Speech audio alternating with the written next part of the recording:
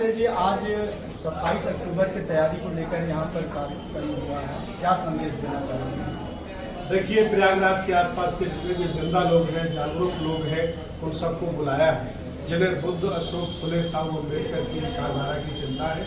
सभी जिंदा लोगों को, लीडर लोगों को हमने बुलाया है और सभी लोगों को जिम्मेदारी दी गई कि वो अपने अपने क्षेत्र में प्रचार करें और ज़्यादा से ज़्यादा 27 अक्टूबर के लिए लोगों को लेकर के आए, इसलिए बैठक हो रही है।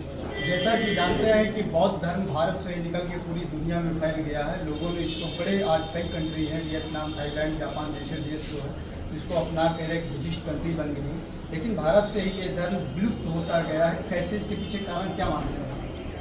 देखिए, कोई भी संस्कृति जब पुरानी हो जाती है तो बहुत सारी कारण कमियां आ जाती है और कह सकते हैं कि जब विरोधी संस्कृति डेवलप होती है तो वो हरास करती है संस्कृति का। तो यहाँ पर समण और बमण का बहुत पुराना युद्ध है। हम लोग हमेशा युद्ध में रहे, संघर्ष में रहे, हमारे पुरखे लड़ते रहे, कभी जीते कभी हारे, लेकिन कभी भी डरे नहीं और हटे नहीं। आज भी वही सांस्कृतिक युद्ध है, उनकी विचारधारा जीती है, हमारी हारी है, लेकिन हम 1250 साल इस भारत के शासक रहे। सम्राट महापद्म नंद से लेकर के अंतिम सम्राट हर्षवर्धन तक, जिन्होंने इलाहाबाद का कुंभ मेला लगाया था। तो ये लड़ाई है, कभी हम जीतते हैं कभी हारते हैं, लेकिन बहुत जल्दी ये देश बौद्धमय बनेगा और हम लोग भारत को बौद्धमय बनाएंगे। जैसा कि जानते हैं कि प्राचीन इतिहास में जाइए तो 16 महाजनपद थे पूरा देश। जब हमारे देश की सीमा अफगानिस्तान तक, पाकिस्तान, बांग्लादेश सब एक था, उस समय 16 महाजनपद थे और 4 उसमें बड़े जनपद थे, वत्स, मगध वगैरह। तो वत्स की राजधानी कौशाम्बी हुआ करती थी। यहाँ बुद्ध कई वर्षावास व्यतीत किए हैं। तो यहाँ पर जो हर्षवर्धन ने कुंभ की शुरुआत की है, इसको आज दूसरे नजरिए से देखा जाता है, इस पे आप क्या कहेंगे? देखिए, भगवान बुद्ध की संस्कृति, उनके दर्शन को सो काल ब्राह्मण व्यवस्था ने सिर्फ परिवर्तित किया है। बुद्ध के मठ को हिंदू मठ बनाया है, बौद्ध त्योहार को अपना त्योहार बनाया है, सम्राट अशोक की लाट को लिंग बनाया है। इन्होंने सिर्फ रूप परिवर्तित किया है, बाकी उनका कुछ है नहीं।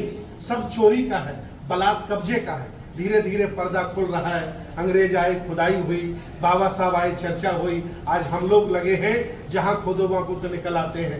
कि जिस दिन ये यहाँ की आम जनता 100 करोड़ आबादी जानेगी कि हम पुराने शासक हैं, बौद्ध हैं, ये लोग जो चोरी करके आज बैठे हैं भाग जाएंगे, इनका आता पता नहीं रहेगा। आखिर आपका जो 27 अक्टूबर को कार्यक्रम हो रहा है, विश्व बौद्ध महासम्मेलन, इसमें कितने देशों के लोग भाग ले रहे हैं और आपने प्रयागराज स्थान को ही क्यों चुना है? प्रयागराज एक बहुत ही पुरानी धरती है, ये वत्स क्षेत्र है, कौशाम्बी है।